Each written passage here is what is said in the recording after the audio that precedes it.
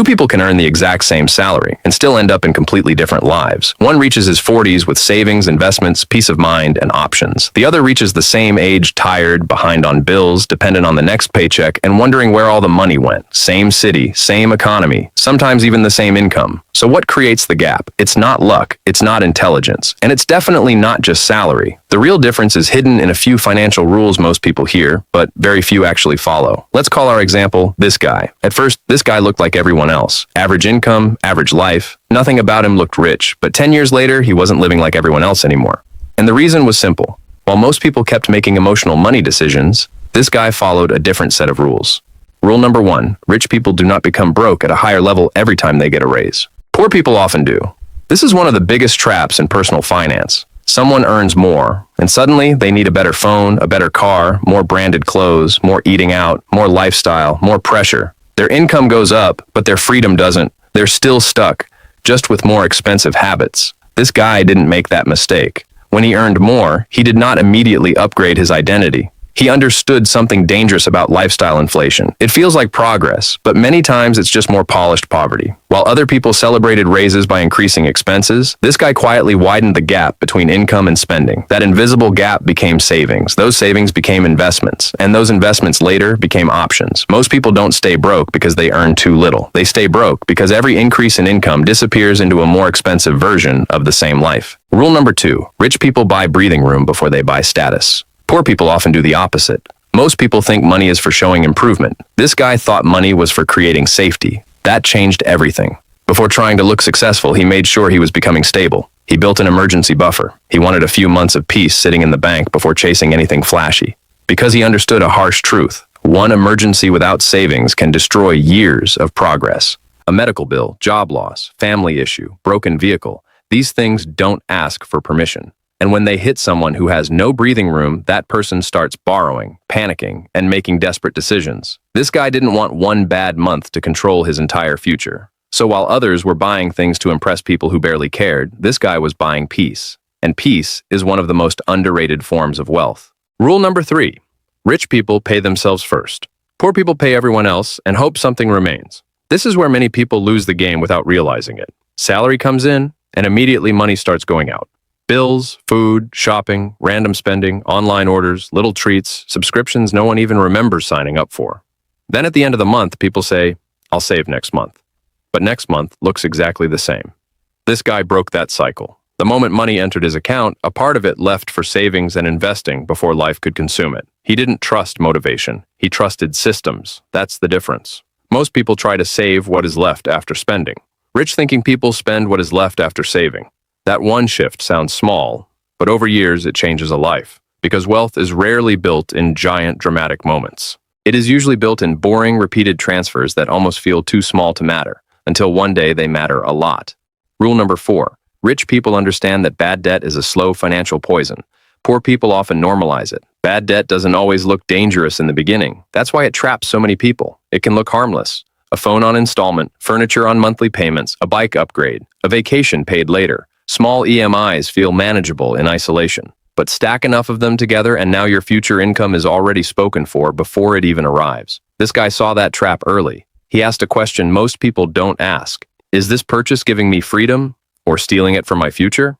If something only made him look richer while making him financially weaker, he stayed away. He did not borrow for applause. He did not finance his ego, because he understood that many poor people are not poor because they own nothing. They're poor because too much of what they own is still being paid for. While others were collecting monthly obligations, this guy was protecting his cash flow, and cash flow is power.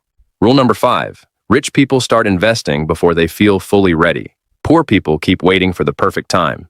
This is where years get wasted. People say they'll start investing when income increases, when the market feels safer, when they learn a little more, when things become more stable. But later is one of the most expensive words in finance. Every year of delay has a cost, even if people don't see it immediately. This guy didn't wait for perfection. He started early, even if the amount felt unimpressive. He understood that compounding does not care about your excuses. It rewards time, patience, and consistency. While other people were saying, it's only a small amount, what difference will it make? This guy kept putting money to work. And the crazy part is, in the beginning, the progress looked boring, almost invisible. That's why most people quit, They want dramatic results from disciplined actions too quickly. But this guy knew the first stage of wealth building always looks unimpressive. Then one day, years later, what looked small becomes powerful. Most people realize the value of compounding only after they've lost too much time. Rule number 6. Rich people increase income with intention. Poor people usually depend on one paycheck and pray nothing goes wrong. One source of income may look normal, but it creates fragility. If that one job gets cut, delayed, or disrupted, the entire financial structure shakes. This guy understood that dependence is risky, so he did not romanticize one salary. He started learning skills, exploring side opportunities, and finding ways to make himself more valuable. Not in a reckless, quit your job tomorrow way, in a smart way, slow, controlled. Practical. Maybe it was freelancing. Maybe it was a side business. Maybe it was a skill that could later command higher pay. The point is, this guy did not leave his future in the hands of one employer forever. Rich people often focus not only on saving money, but also on expanding their ability to earn. And that matters because there is a limit to how much you can cut, but there is much more room in how much you can grow. Rule number 7. Rich people think long-term, while poor people are often trapped in short-term emotion. This might be the deepest rule of all, because money problems are rarely just math problems. They are behavior problems, impulse, comparison, fear, insecurity, the need to look successful, the urge to reward yourself too early, the panic of slow progress. This is where many people lose control. This guy didn't become perfect, but he became aware. He noticed how emotion was always trying to interfere with his money decisions. When others spent because they were stressed, he paused. When others upgraded because their friends upgraded, he paused. When others gave up because progress felt too slow, he stayed in the game. He understood that getting rich is not about making one genius move. It is more about avoiding repeated foolish moves. A person can ruin years of financial progress with emotional decisions that feel temporary in the moment. That is why mindset matters so much. If you cannot control your impulses, your money will always be temporary. And here's the uncomfortable truth most people avoid. The line between rich and poor is often built in private, long before it becomes visible in public. By the time people see someone doing well financially, they think, he got lucky, or he must earn a lot. But they didn't see the years of restraint. They didn't see the moments. This guy said no when saying yes would have felt good. They didn't see the investing when the amount looked too small. They didn't see the patience when nothing exciting seemed to be happening. They didn't see the discipline of not trying to look rich before actually becoming rich. That's why wealth looks sudden from the outside. But from the inside, it is usually slow, repetitive, and sometimes even boring. This is what separates rich from poor in real life. Not designer clothes, not motivational quotes, not one lucky break. It's the ability to delay pleasure, protect cash flow, ignore social pressure, invest early, avoid stupid debt, and repeat smart decisions long enough for them to matter. This guy did not win because he was extraordinary. He won because he stopped playing by the rules that keep most people stuck. He did not try to look rich in front of broke people. He tried to become financially unshakable in private. So if you really want to change your financial life, don't start by asking how rich people spend. Start by asking how rich people think. Start by asking which habits are silently keeping you poor. Because the difference between rich and poor is not usually one giant decision. It is daily behavior, repeated for years, quietly, consistently.